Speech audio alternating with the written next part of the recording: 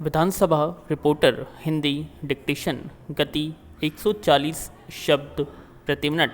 Be ready. 3, 2, 1 start.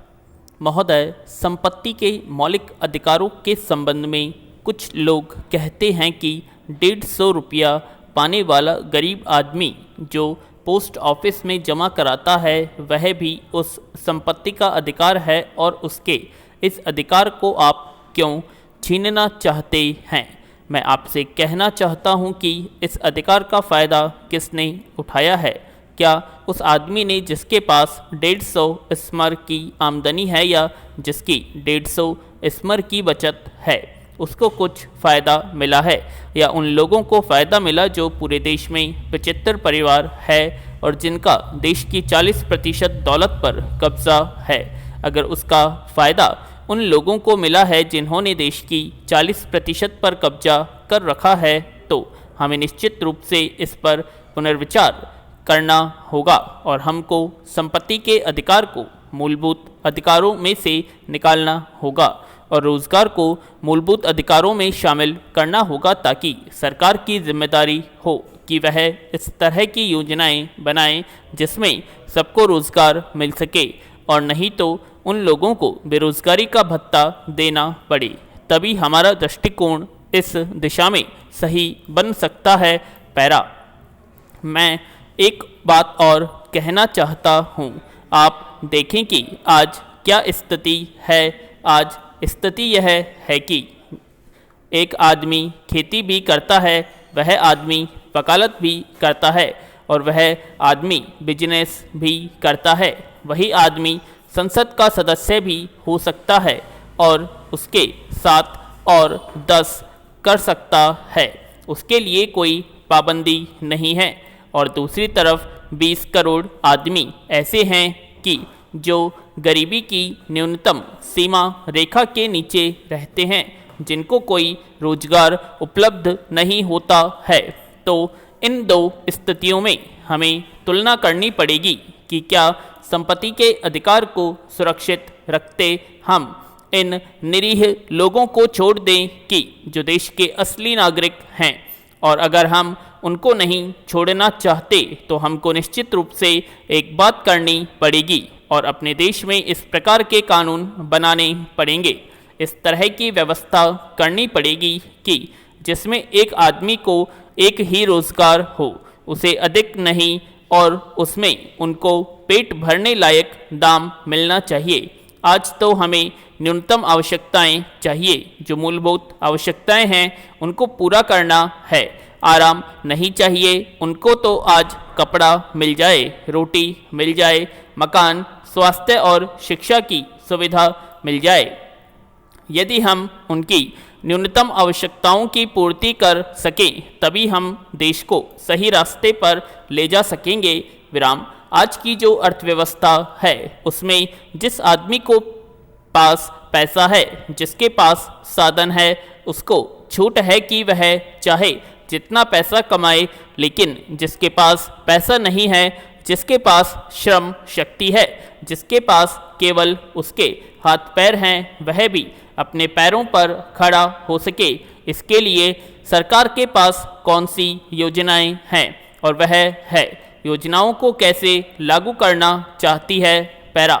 जब हम इस स्थिति पर विचार करें तो हमें इस बात के बारे में भी निश्चित रूप से विचार करना होगा और यह ध्यान देना होगा कि हम सरकार के ऊपर जोर डालें कि इसका निदान इस तरह का हो जिससे रोजगार देना उसका एक ऐसा कर्तव्य बने जिससे वह बच के न निकल सके। जब यह अधिकार हमारा होगा तभी सरकार अपनी योजनाओं में आमूलचूल परिवर्तन की दिशा में बात सोचेगी। तो इसलिए मैं यह कहना चाहता हूं कि आज जो स्थिति है इसके संबंध में हमें विचार करना ही होगा। हमने देखा कि निजी क्षेत्रों को राहतें दी गई हैं। निजी क्षेत्र की स्थिति यह है कि वह रोजगार नहीं दे सकता। अब हम उत्पादन क्षमता बढ़ाने की बात करते हैं। उसके संबंध में जो सर्वेक्षण हुआ, आर्थिक सर्वेक्षण हुआ, उसके अनुसार जितनी उत्पादन क्षमता बढ़ती है, उत्पादन बढ़ता है, सुधार होते हैं, उनका परिणाम यह होता है कि जो लोग काम में लगे हुए हैं उनके लिए तमाम सुविधाएं हो जाती हैं, उनके लिए आराम हो जाता है। लेकिन उसका दूसरा परिणाम यह होता है कि नए रोजगार के दरवाजे बंद हो जाते हैं।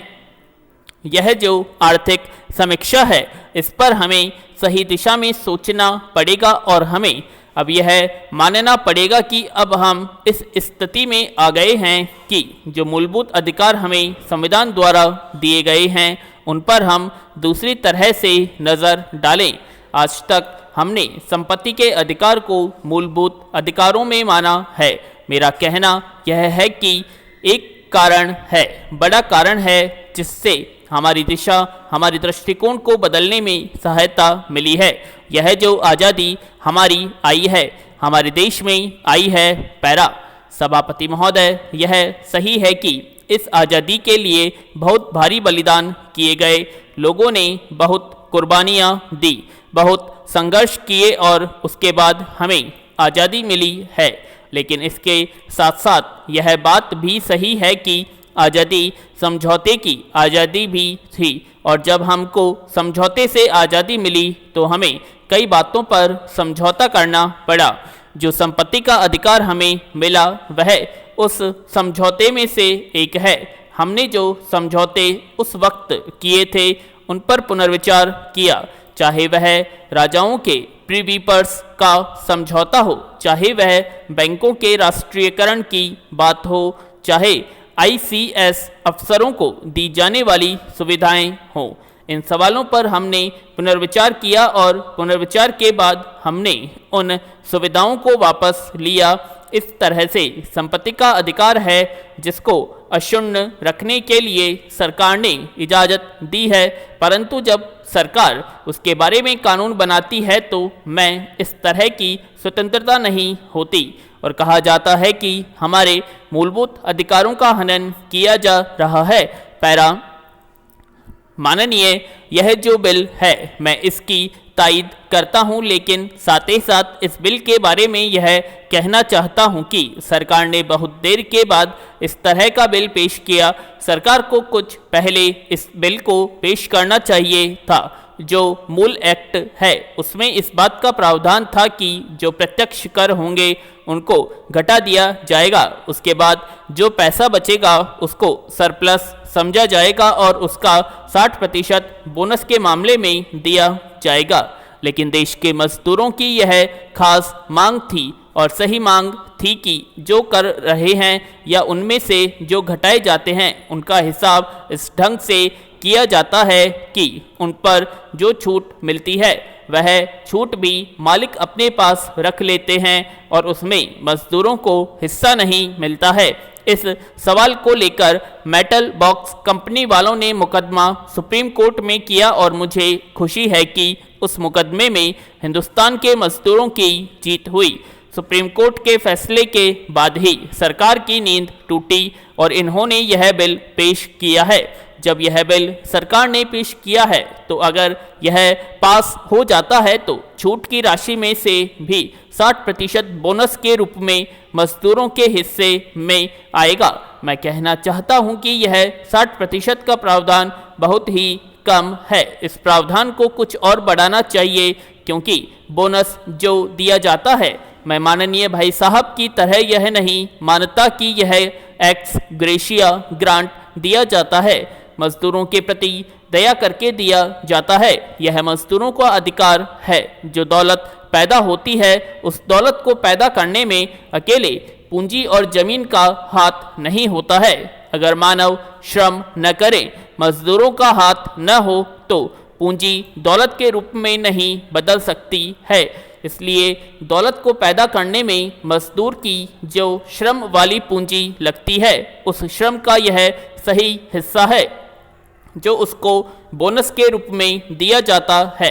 यह एक्स ग्रेशिया ग्रांट नहीं है या दया का दान नहीं है। इसलिए मैं मंत्री महोदय से निवेदन करूंगा कि इस 60% को बढ़ाकर 70% किया जाए।